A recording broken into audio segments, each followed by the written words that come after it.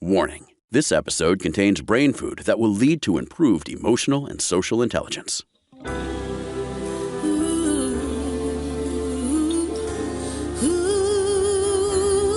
Give us 1 hour and we'll help you change the way you think about happiness. Harvesting Happiness with Lisa Cypers Kamen is fresh, optimistic, and purpose-driven media that promotes well-being from the inside out. Each week, Lisa spotlights diverse trendsetters and change agents who are the greatest contemporary thinkers and doers, devoting their lives to creating a better world in which to live. Your host, Lisa Cypers Kamen, is a widely recognized applied positive psychology expert, author, documentary filmmaker, and lecturer specializing in optimal lifestyle management. Let's get to it. Here's Lisa.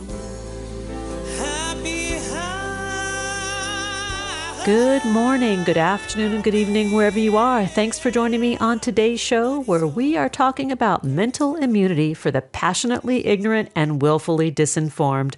My first guest is Dr. Andy Norman. Andy Norman is the award-winning author of Mental Immunity, Infectious Ideas, Mind Parasites, and the Search for a Better Way to Think. Andy Norman has appeared in Scientific American, Psychology Today, Psychiatric Times, Skeptic, Free Inquiry, and The Humanist. Andy has also appeared on the Joe Rogan Experience, NPR, and the BBC's Naked Scientist. His research illuminates the evolutionary origins of human reasoning, the norms that make dialogue fruitful, and the workings of the mind's immune system. He champions the emerging science of mental immunity as the antidote to disinformation, propaganda, hate, and division. Andy is also the founder of the Cognitive Immunology Research Collaborative, also known as Circe, like the Greek goddess, which is a global think tank leading the effort to inoculate humanity against cognitive contagion. Andy, welcome back. I am so excited that you're here, and I can't believe it's been a year since we last hung out. Yeah, well, thank you, Lisa. It's a pleasure to be here and really nice to talk to you again. That year went very, very fast. In the blink of an eye. Yeah, it's exciting and disturbing times. It's exciting and disturbing, and I think back to our conversation a year ago, and in many ways, some things have changed, but in many ways, in the areas that we're going to jump into, they haven't changed all that much, sadly. Yeah, there's still a lot wrong with our world, but I think there are real signs for optimism too. We have new tools coming online to help us address some of the worst ones, I think. So I'm cautiously optimistic. I'm going to second that. Let's talk about the reception of your book, Mental Immunity, Infectious Ideas, Mind Parasites, and the Search for a Better Way to Think, because this is a really cool book. Thank you. Appreciate it. And received really well. I've been very gratified by the response, not just from folks who are bewildered by our mis- and disinformation problem, but also by scholars who are working in this space and who are rallying together now to create a new paradigm for addressing these problems. So I think we're all aware that propaganda, conspiracy thinking, simply malicious, manipulative messaging, all of these things are out there corrupting the way people think about things. And we all need to understand our vulnerability and come together to protect ourselves and each other from what I increasingly think of as mind bugs, information bugs, things that can spread between minds and infect and derange them. In your experience, in your research, do you feel that we are all corruptible to a certain degree, that we are all vulnerable? I mean, even the most learned and self-possessed human being? Absolutely. I think all the work on cognitive biases suggests that, intelligence is no guarantee that you don't have a lot of bad ideas in your head. And I mean, there's far more to wisdom than just being clever, than just being smart, right? You have to use your smarts and your intelligence in the right way. And increasingly, we're coming to understand that you need to run your own mind's idea testing system in a way that mimics how the body's immune system works. So in a famous experiment performed over a century ago, a guy named Ilya Mechnikov stabbed a starfish larva, an innocent starfish larva, with a citrus thorn. And then he stuck it under a microscope and watched how white blood cells swarmed to the scene of the injury to try to consume the tip of the thorn and protect the larva. And so he was the first person ever to witness the body's immune system in action. And he conjectured that the body's immune system creates antibodies and sends them to where they're needed. He turned out to be right. And now we're discovering that the mind does something similar when confronted with bad information, and by bad I mean either harmful or false or in some other way problematic. A healthy mind will generate doubts, and those doubts will swarm to the scene of the new information and reduce its chances of taking root in the mind. Yes, I get it. So doubts are, in fact, the antibodies of the mind. And doubt ties to critical thinking. Mm-hmm. And here's where, so yes, this is all about critical thinking, but it's about a new way to understand and enhance critical thinking. Because I'm a academic who's been teaching critical thinking for about a quarter of a century. And for a long time, scholars thought that if we just teach people to doubt more, to just be more critical, then our minds would become less prone to mistaken beliefs. The problem with that story is that it's far too simple. Just as the body's immune system can generate so the body's immune system can overreact to a perceived threat and attack even the body's own tissues. That's called autoimmunity. Uh-huh. Well, it turns out the mind can overreact to information it perceives as threatening and actually attack true and beneficial information. So if you think that the global media conspiracy is hoodwinking you and everybody else, the problem is you've bought into a very indiscriminate form of doubt. It's a kind of doubt that's so sweeping that it's attacking even reliable sources of information. So we need to update our understanding of how to build critical thinking, to build mental immunity. In fact, I think the mental immunity way of framing it is superior to the critical thinking way of framing it because it suggests that we need to balance doubt and credulity in the right way. Well, the critical thinking component ties to executive functioning, right? When we're having that hyper response, like, oh, this is a threat, we are disconnected from the prefrontal cortex responding, in a primitive way. Exactly. The amygdala is activated. We're in fight or flight. Muscles are firing to get away from the perceived crisis. So it's really kind of a mental resilience process. Exactly. And what some of the culture warriors have discovered in recent years is that you can actually manipulate the mind's immune system to make people cynical. And you can hijack people's minds by making them fear. Yeah. So the amygdala is the part of the brain that's supposed to examine incoming information and determine if there's an immediate threat. And if there is an immediate threat, it kind of shuts down the flow of blood to the forebrain, to the neocortex, where higher order thinking happens. The dashboard of the modern mind. Right. And what was your term for executive function, right? Yes. That all takes place in the forebrain. And it diverts the energy to the muscles and to the fight or flight reflex. Yeah. But you can't think in a judicious and fair-minded way when you're in that mode. And it's interesting when we talk about that negative contagion, if you look to the people who are most vulnerable or most impressionable to that kind of hijacking, it would be elderly people? Yeah. I think there's some evidence of that. That's right. So think about it this way, right? Nobody is born an ideologue, but many of us die with very rigid ways of thinking.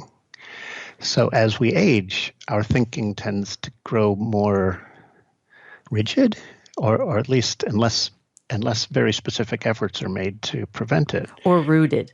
We can be kind about rooted. it. Actually, I like the biological metaphor Rooted. a lot here. Rooted makes a lot of sense to me. So yeah, it's hard to age and not kind of get very attached to the ideas that have given you comfort in the past. And marginalized groups, too, was the other thing that comes to mind. If you're constantly feeling as though you're on the outside or living in fear or looking over your shoulder, you become vulnerable as well. Well, and to build on that, I've recently been talking to some scholars who think a lot about the human need to feel significant, the need to matter. Yeah. Apparently, when a particular demographic group feels as though they've lost significance. So the thinking right now is that white Christian men in particular I was just thinking that. are feeling as though their significance is being drained away. And that feeling is so powerful that it can make people highly vulnerable to false narratives that give them a sense of significance. So the narrative that we can take America back, put America first, that we can defeat the liberal monster. These are the simplistic, that Satan worshiping pedophiles run our nation. These are the kind of ridiculous Out of pizza shops. Out of pizza shops, yes. You got it. These stories, which would never even get serious consideration in normal times, do get taken seriously by tens of millions of people because I assume because they provide kind of a false sense of significance. The other day I was having, well, you don't know, but I'm going to tell you. The other day I was having a conversation with my partner. We were talking about jihad and extreme groups, extremists, and the sort of the idea of the Taliban as, the thought police suppressing women, keep them covered, to manage your own fear. That the men manage their own fear of the power of the women by trying to suppress them. And it is no different than what is going on in this country, where there is a holy war of sorts against women's rights, women's reproductive rights. Reproductive rights, absolutely. And people don't see it.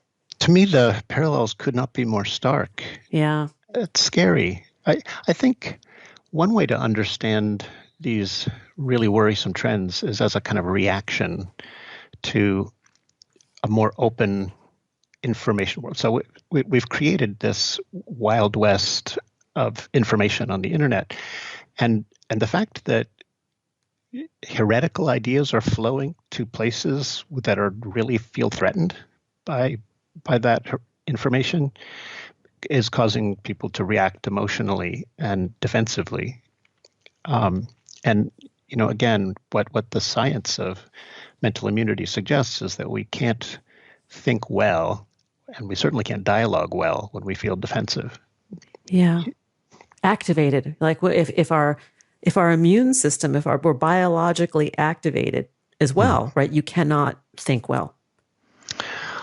If the biological immune system is activated? Yeah, like maybe I didn't word that properly because I'm not the academic, but if our bodies become activated, if we're in that heightened state of fight or flight, it's danger, danger, danger.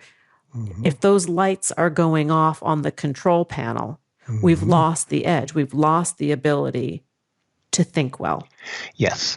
And when that happens, it's easy to get swept up in kind of a mob mentality, but it's very, very hard to actually to think well and to judge well. So one of the theses of my book is that wisdom involves a certain kind of fair-mindedness or judiciousness.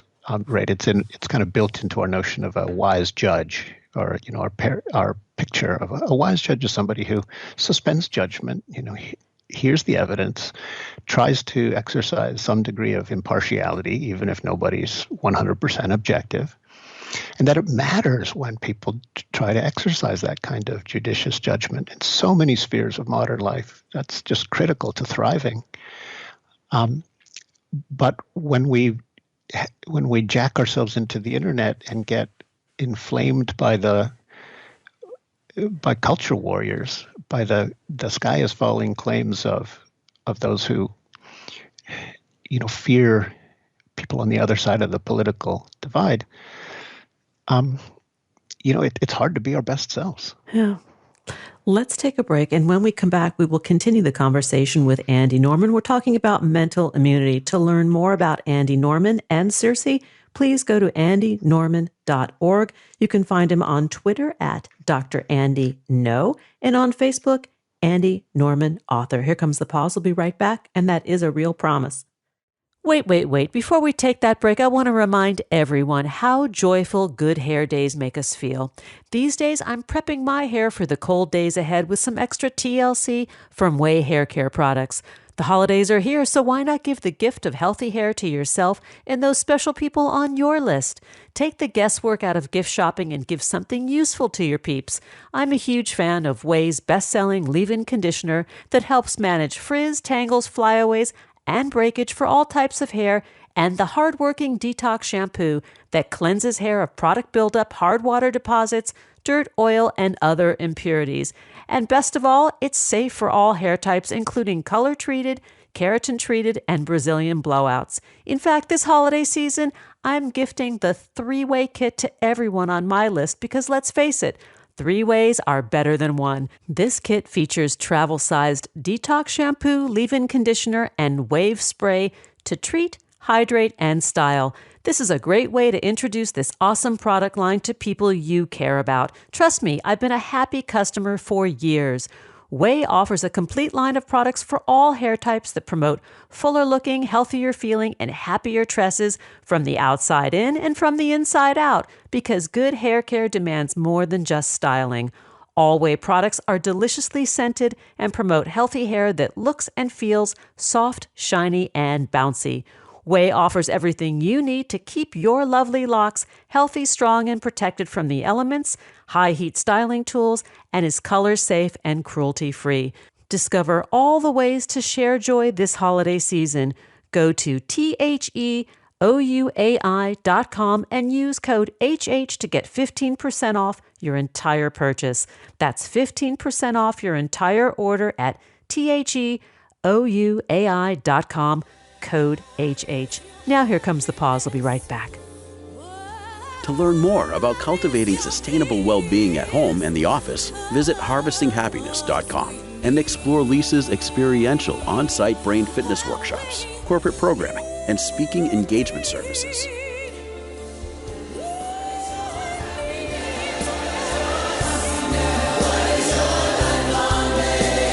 And we're back, continuing the conversation about mental immunity for the passionately ignorant and willfully disinformed with my guest, Andy Norman. Let's get back to the conversation. Andy, I want to talk about what's happening at Circe, which is the Cognitive Immunology Research Collaborative that you founded. It's a global think tank, and you've got some exciting things going on there. Yeah, well, thank you for asking. Yeah, so this backstory on this is that my book was received by, among others, scholars who really resonated to its call for a new science of mental immunity. So in the same way that you can study the body's immune system and learn how to make it function better, we can study the mind's immune system and learn how to make it function better. So scholars from psychology, from internet information studies, philosophy, from public health even, we're all coming together and saying, hey, we need to take a public health approach to preventing the worst kinds of cognitive contagion. And so we've actually, in just a few months, raised a good portion of what we need to carry out a really exciting new project to promote what we're tentatively calling cognitive hygiene. Ooh, love this. Oh, do you? I do. I'd actually love your take on this. We're struggling with whether that's the right term for it, but here's the idea. In the same way that very simple hygienic practices help to protect us from many, many otherwise debilitating diseases, it looks increasingly as though some relatively simple cognitive practices, certain habits of mind, can protect us all, or make us much more resilient and less susceptible to conspiracy thinking and propaganda and some of the worst mind bugs that are out there. So tell me what is it about that concept that struck a chord with you? Because personally, I had done research. I wanted to write something on social hygiene, but then I did the research, and social hygiene was originally the practice of eliminating venereal diseases in prostitution in society. Okay. And I thought, well, what's another name for it? And I couldn't think of another name for it. And then this is the name, cognitive hygiene. Okay, great. Because it was something I was interested in, but not as a researcher like you, as an academic, but just like to write about. Well, I'm with you that, I'm a part of me is in one hat. I'm a scholar and a researcher, but I'm also I really care about communicating with people who are not experts and giving them conceptual tools they can use to better their own lives and to help the people they care about. And I actually think that we all do need to exercise a certain degree of caution in the way we consume and handle information if we want to stay mentally healthy. And I think some of the basic tenets of healthy cognitive practice are kind of like hygienic practices. Yeah. They're ways of minimizing our risk of false belief and harmful belief. I also like the inoculation part of this too, that we can have inoculants that prevent us from falling prey to untoward infections of the mind. Yeah. Well, absolutely. So this is one of the real, I think, untold stories of psychology, that for about 60 years now, psychologists have been studying how you can inoculate minds against false narratives and mis and disinformation and propaganda. And a really interesting illustration of the power of mind inoculation is the way the Biden administration preempted Vladimir Putin's preferred narrative on Ukraine. I don't know if you followed this, Lisa, but oh yeah, many of your listeners will probably know the basics of the story. Putin wanted to tell the world a story about how Ukrainian aggression and Ukrainian Nazism required his and Russia's military intervention. But because the U.S. intelligence agencies caught wind of this effort and started broadcasting, basically warning, saying, hey, everybody, look out for a false narrative coming from Russia because it's coming, and don't let it schnooker you. And because they did that so successfully, the world has overwhelmingly turned against Russia's war of aggression. And Putin lost that information battle decisively to Biden and the Biden administration. And I think that's an illustration of the power of mind inoculation. And the power of also the storytelling, right? The stories that we tell ourselves when we talk about psychology and the therapeutic use of storytelling to heal, right? Yes. That it translates to this cognitive hygiene that you're working on. I think that's right. I think stories have unusual power to mesmerize and seduce us, both for good and for ill. Yes. The best stories pull us in and transport us and elevate the way we think. But there are also, I think, and we need to be able to talk frankly about this, there are also bad stories out there. Stories about Satan worshiping pedophiles in the basement of pizza shops. Preposterous stories. Well, but some of them are plausible enough to get taken seriously by many people. And if they have a germ of truth to them, often that helps them spread. Well, it's like, I don't know, both of us are probably going to date ourselves by this next point, but I don't know if you remember when you were a young adult going to the market and at the checkout counter, all the sort of the rag newspapers, the National Enquirer and all of that stuff. And there was always a kernel, a little teeny thread, a droplet of truth in the story. Yes. And I think the purveyors of, in fact, I believe there is now, I don't remember where I read this, but, the Russian disinformation agency that tries to spread divisive misinformation in America, they've discovered that if you can latch on to something that really happened and spin it in the right way, it will spread far faster and farther than if it's just made up whole cloth. Yeah. Because people will kind of click on a link and they say, "Oh, I did my research." If it goes back to the germ of the story, even if the story twists it out of all proportion, that germ of truth can give it enough legitimacy so that it spreads. Yeah, I have a little incident of that with a relative of mine who shall remain nameless, where I was sending like some data, and then they sent me back their data from their research. My data was from a think tank of great minds from all perspectives, sort of delivering the facts and the statistics. And their data was sending me back the Trump White House page. Oh my goodness. It's like, it's interesting. I wonder how many Americans understand that to count as evidence, an information source really has to be reliable. Like Yes. objectively reliable. Objectively reliable. Exactly. And statistics matter, like science matters, which is the point of Circe. Yeah, that's right. And unfortunately, we live in a time when the whole idea of objectivity has been under assault for decades. I went to college at a time when many people on the left worried that the concept of objectivity would just justify the imposition of Western values or Western science on the rest of the world. And that ethos created a suspicion of the whole concept of objectivity that has kind of eaten away at our shared reliance on reality, our shared obligation to triangulate against reality. Does that make sense?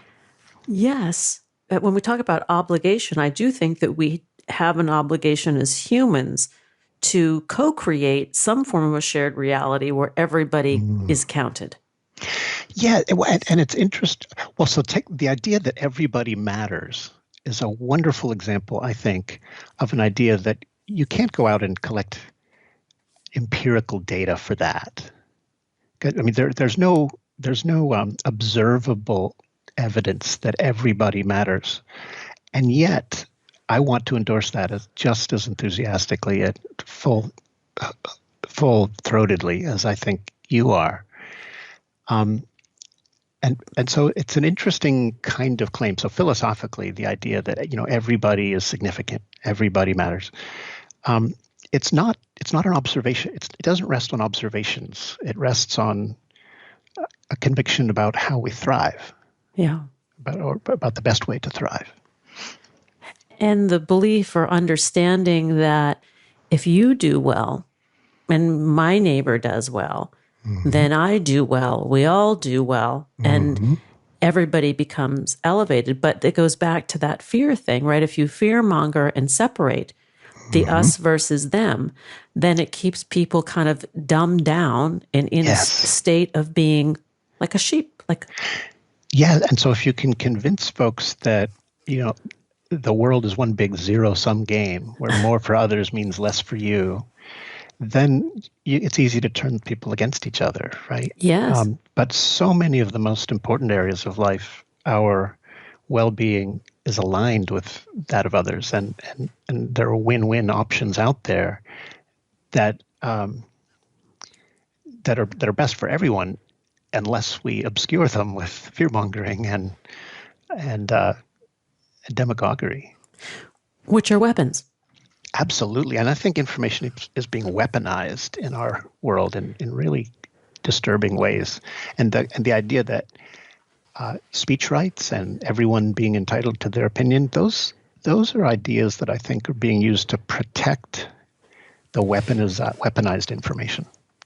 And I'm not sure they were built to contain weaponized information. We have to be really careful there. And there's a difference, in my view, of being free to speak your mind and have your opinion, and then weaponizing that speech. Yeah. I like to say that, yes, we have speech rights, but we also have speech responsibilities. Yes. And to emphasize the one to the exclusion of the other creates an imbalance. It turns the information economy into kind of like the Wild West, where people can yell fire in crowded theaters and, or destroy one another's reputations online without any accountability. And that can't be the solution to a healthy information ecosystem. We are nearly out of time, and as always, our visits fly by, and I hope you'll come back and keep updating us on what's going on at CRC, and let us help spread the word, because thank you, Lisa. Cognitive hygiene needs to be in everybody's housekeeping cabinet. Well, so the experts we've assembled are going to be articulating the basic principles of cognitive hygiene so that everybody can enhance their immunity to the worst kinds of information contagion, and look for us to release our findings within the calendar year. Yeah, well, we've got some elections coming up. We're going to need it. Yes. To learn more about Andy Norman, please go to andynorman.org. And you can also learn more about CIRCE at cognitivimmunology.net. You can find Andy over at Dr. Andy No, N-O, and on Facebook at Andy Norman Author. As always, it is an extreme pleasure to share part of my day with you. And come back, hang out. The pleasure was mine, Lisa, and I promise I will. All right. Here comes that pause. We'll be right back. Did you know that happiness is actually good for your health? Happy people live longer, are more productive, and make better partners, parents, and professionals. Connect with us on Facebook at Harvesting Happiness and follow Lisa on Twitter at Lisa Kamen for a daily dose of inspiration.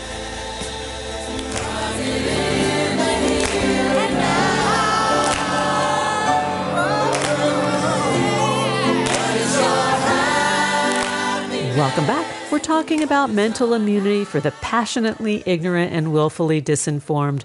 My next guest is Professor Renata Salecl. She is a philosopher and sociologist. She is professor at the School of Law, Birkbeck College, University of London, and senior researcher at the Institute of Criminology at the School of Law, Ljubljana, Slovenia. Her books, which include On Anxiety, Tyranny of Choice, and A Passion for Ignorance, has been translated into 15 languages.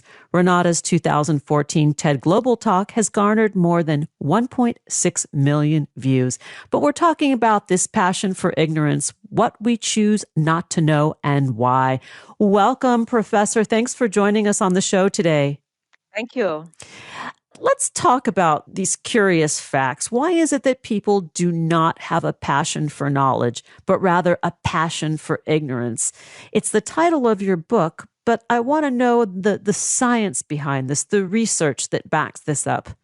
Yes, every epoch has its own ignorance. And of course, every epoch has also a vast, usually increase of knowledge. But we are observing today a kind of a strange phenomena that with the enormous amount of new information and knowledge that we have today because of our technological, scientific development, and of course the internet, we are observing quite a lot of people kind of switching off, stopping, sometimes even like following the news, but also living in their own little information bubbles. Now, what has changed in today's society is first the kind of the relationship to knowledge. We don't identify anymore with kind of traditional authorities, even, parents or, community leaders or scientists. Nowadays, an influencer who has, personal opinions can have, in a way, more influence on the public than a scientist who has been for a long time working and was trying to sort of kind of come close to some questions of what is true, what are facts. So there is kind of an increase in doubt in today's society, which a lot of authoritarian leaders around the world are capitalizing on. When people don't trust anyone, when they are constantly skeptical, this is a kind of a very fertile ground for, sort of new type of populist leaders. You probably remembered at the time of the pandemic, there was this debate, is there a virus or not? Should we be vaccinated? Of course, already before, so-called merchants of doubt have been working hard to instill doubt into climate sciences. And we can see that societies thrive on some kind of a structural ignorance. Quite often corporations, when they do something badly, let's say cause an ecological catastrophe, will try to keep people in dark, not reveal what actually happened. But on the individual level, we as people also have problems coming close to something that is traumatic for us. Let me just jump in and ask a question about merchants of doubt, because if we look at how the human brain operates and the brain's predilection for a negativity bias, is that part of why we're so easily drawn into this? Is it because we're hardwired for the negativity? Our mind goes to the negativity as a defense mechanism for preservation of life? To a point, yes, but I think that we should not forget the power of the ideology. In my previous book, Tyranny of Choice, I was analyzing how the neoliberal idea of choice has actually contributed to the feeling of anxiety, inadequacy, the feeling of guilt, and I would say also contributed to kind of an idea that every individual can come to his or her own truth, which in some way we also saw now with the pandemic, when people were thinking about how to battle against pandemic, quite often individualism was very strongly present. People felt it is my individual right to choose whether I will be masking myself or not, or I will make an individual choice whether I am getting vaccinated or not. Here we saw that this kind of doubt was linked together with the individualism, which is strongly present in the Western societies. Which then leads me to think about the question, what about the greater good, right? The individual versus the greater good, and how what I think I hear you saying is the neoliberalism that you describe, that the individual can come to their own conclusion about what is their own truth, almost destroys the concept that we work as a society for the greater good. Exactly, and which is why we are not thinking enough about social choices. We are still focusing on individual choices, but like pandemic is a social problem. It's not simply an individual who can solve it. And when we talk about leaders and the rise of more dictatorial style leadership, which those leaders promise that we will have a society where the individual, will rise, and yet it's doing the very opposite. Exactly, and that's the danger of today's society, because we are facing so many difficulties, climate change, economical crisis, also, big changes in societies. Technology has hugely, in some way, changed us. And here we are observing, really, an opening for this kind of populist leaders who are opening sort of like this identification that people will be able to fight for their individual, rights. But also, in some way, what we are observing is this kind of false idea of hope that a populist can, kind of offer. And that's kind of what I'm afraid. Also we can see in times of crisis, people are often even more closing their eyes in front of social science or sort of like the question of what is truth and what isn't, because they can easily identify also with various gurus who are offering, quick solutions. And let's talk a little bit about ignorance. And is it on the rise in today's society, or is it that we just see it more because everything is available in this 24/7 cycle on social media and the news? I think it is on the rise, and we often don't even observe it. Like in science, we are saying that we are living in knowledge-driven economies. But if you look closely, it would be better to say ignorance-driven economy, because, economic development, also scientific development, relies to your access to data. But, data is often highly protected. A lot of data is in the hands of, let's say, Google, Amazon, Facebook. They are not sharing with the public how they are, sort of analyzing data. Algorithms are hidden. Also, if you don't have money for a copyright, you cannot sort of develop a certain product. And in science also sometimes, researchers cannot easily read the new research if they don't have access, money to subscribe to expensive scientific journals. So even scientific research now is quite often limited and linked to economic means. Yeah. I'm thinking about critical thinking as being actually one's own personal path to being an independent free thinker. Like, we cannot control necessarily who's in leadership, but by questioning and being curious and using our minds to analyze what is being put in front of us, that is the beginning of change at the individual level, which then trickles to a global level.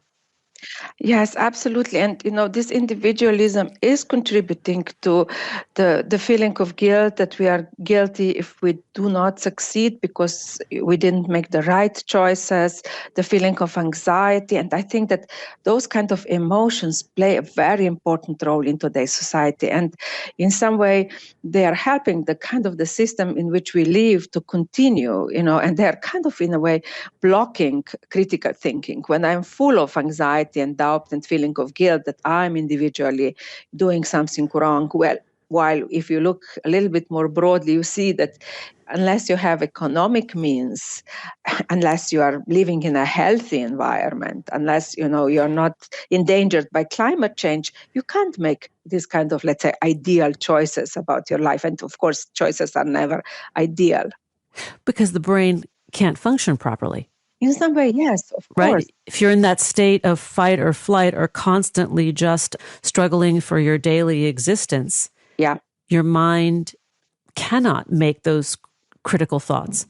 And of course, and if you are constantly questioned, I'm not good enough, I'm not looking good enough, when you're like observing other ideal images on Instagram, I think those feelings of doubt and guilt are something that is sort of like very hard to fight against, because they're in strange way benefiting, the kind of this ideology, which I'm sort of speaking about, a kind of ideology which relies on this tyranny of choice. And it's very much part of how the neoliberal economy functions.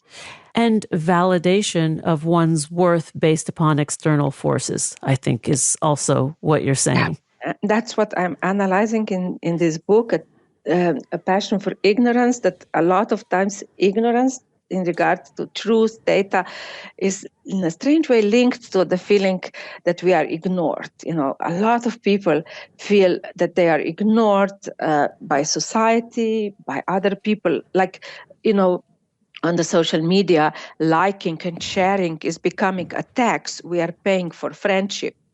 Yeah, it's a currency. Exactly, and I observed I observed a strange phenomenon that there are quite a lot of people who are sharing fake news or conspiracy theories, and they do not actually believe in what they are sharing. Oh gosh, we need to go to a break, but when we come back, we could jump into that and spend hours talking about it. Let's take a pause, and then we'll come back and we'll continue the conversation with Professor Renata Salecl to learn more about her and her book, A Passion for Ignorance, What We Choose Not to Know and Why. Please visit RenataSalecl.com and let me spell Salecl because it's a bit unique. It's SALECL. RenataSalecl.com. Here comes the pause. We'll be right back. Who says money can't buy happiness? Whether you are a skeptic or seeker, check out Lisa's new book. Are we happy yet? 8 Keys to Unlocking a Joyful Life. A boot camp manual for greater emotional fitness is available at Barnes & Noble, Amazon, IndieBound, and HarvestingHappiness.com. Here's a truth bomb. Emotions are contagious, and happiness is a universally desired state. But we tend to forget that we all have the freedom to be happy or the liberty to be miserable each day, regardless of external circumstances. Explore the journey of human happiness, how to find it and keep it, with Lisa's documentary film, H Factor. Where is your heart? Visit HarvestingHappiness.com to learn more.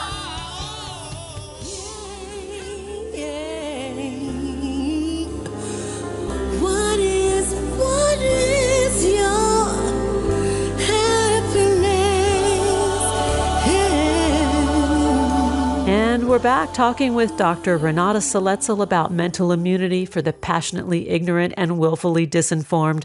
Let's return to the conversation. So, Renata, before we continue the conversation, I would love for you to clarify what you had meant in the prior segment about neoliberalism, because words do matter and people often confuse words that we use in conversation. I think it's worth clarifying. Yes, thank you. Yes, mostly I'm thinking about the ideology which is very present in today's developed and also developing world related to the type of capitalism we are living in. And here I'm thinking about the system which is very much relying on the idea of individual making his or her own choice.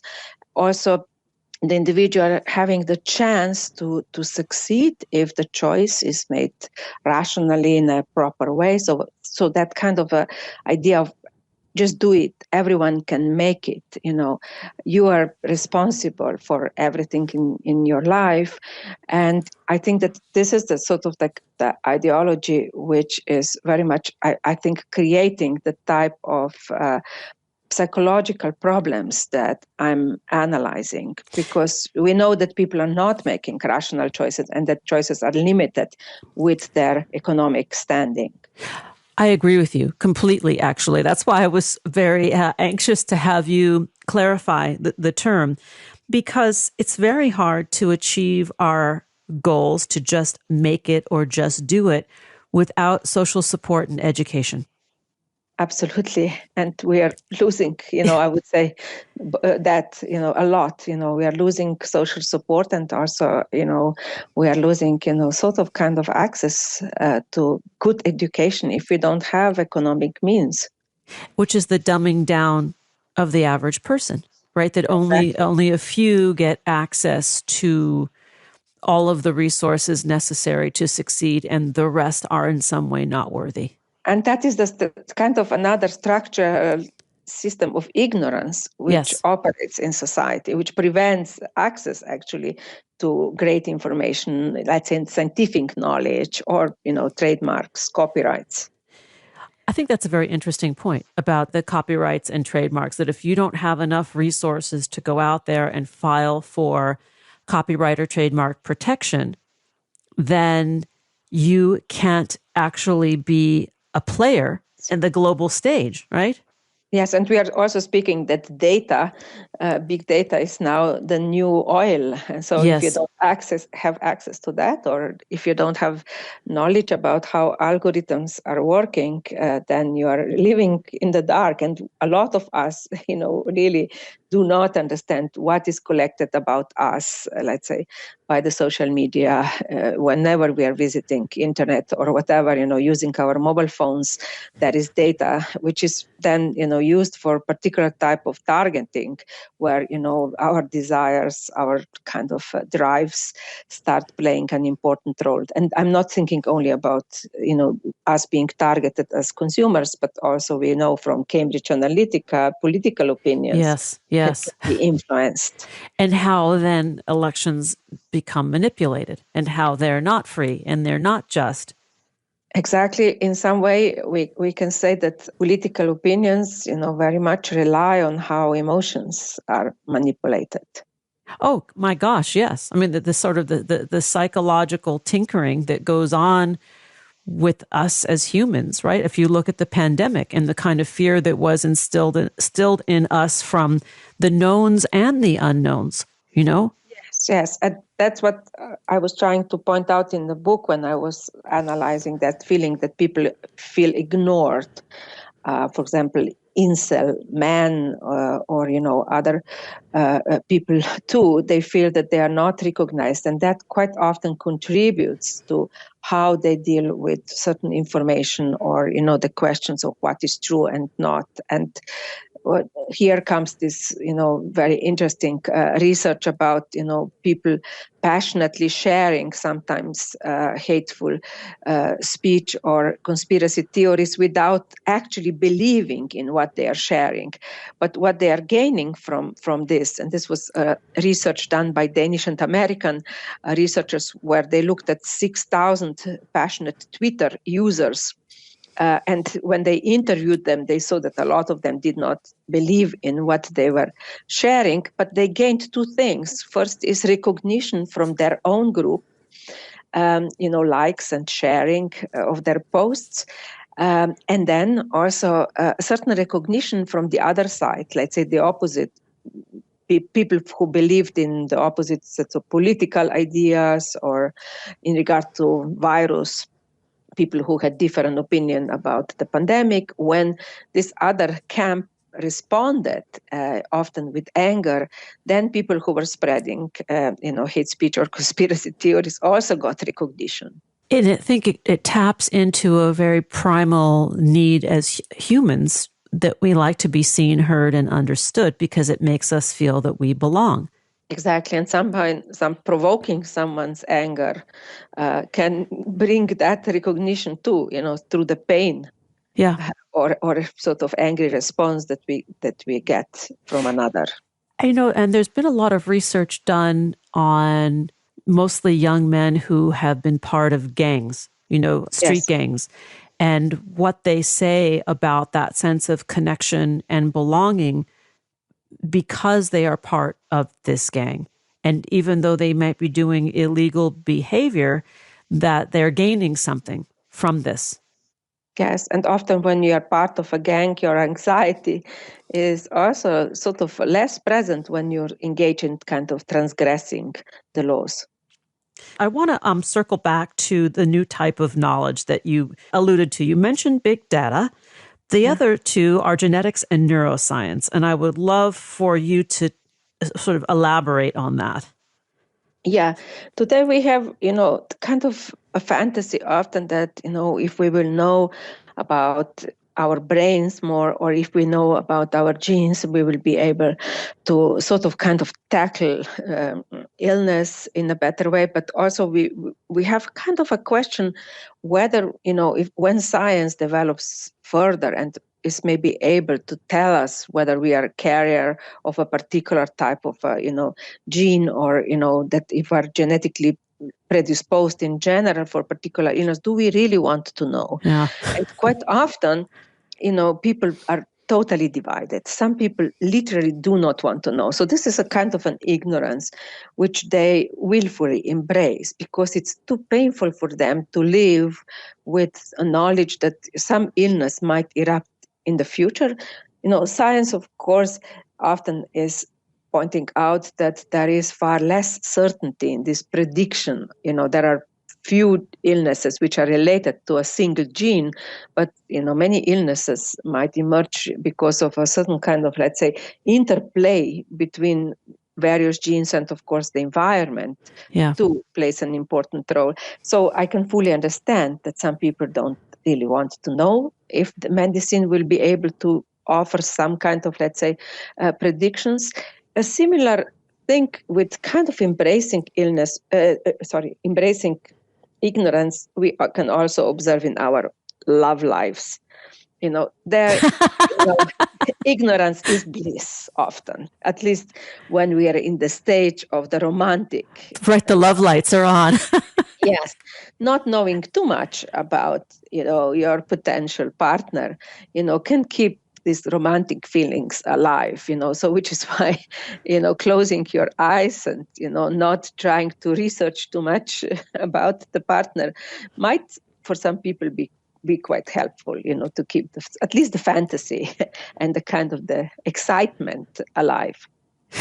But it's impossible, really, right? I mean, ultimately, the love lights do dim. We do have moments when the candle burns a little bit brighter for our partners, particularly if we've been together for a long time. I see the correlation. And what is the antidote? I mean, what is the big challenge for us to feed the fire of curiosity? How do we bolster or arm ourselves to go out in the world and deal with our own ignorance and the ignorance of others? Yeah, I'm trying not to be totally negative about ignorance. So I am critical, of course, about the structural types of ignorance, which I was talking before about. But on the individual level, I think we should respect a certain power that ignorance can have in terms of sometimes allowing us to live, let's say, when we are dealing with some trauma.